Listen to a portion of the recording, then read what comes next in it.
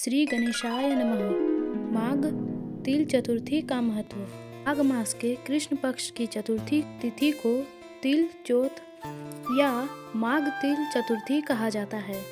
यह व्रत विशेष रूप से भगवान गणेश को समर्पित है।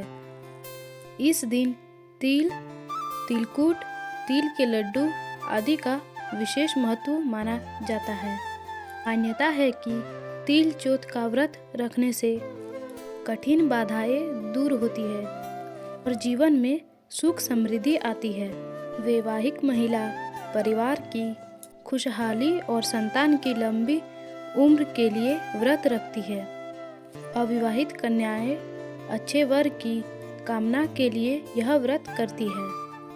धार्मिक मान्यताओं के अनुसार माघ मास को तिल का दान और सेवन करने से पापों का नाश होता है।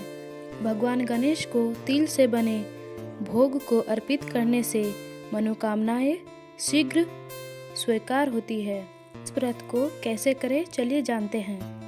प्रातः स्नान करके गणेश जी की पूजा, तिल से बने पदार्थों का भोग, इनमें उपवास या फलाहार, संध्या के समय कथा सुनना या पढ़ना।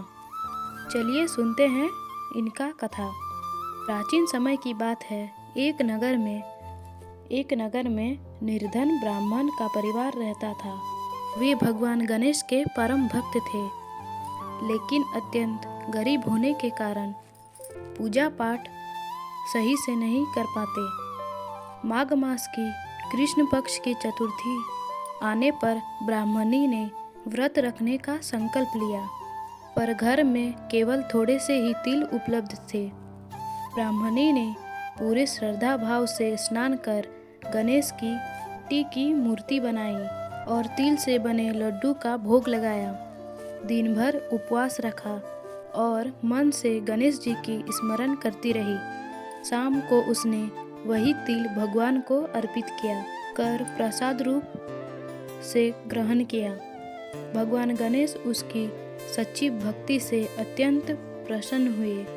उसी रात ब्राह्मण के स्वप्न में आकर कहा, तुमने तिल चौथ का व्रत पूरे नियम और श्रद्धा से किया, मैं तुमसे प्रसन्न हूँ।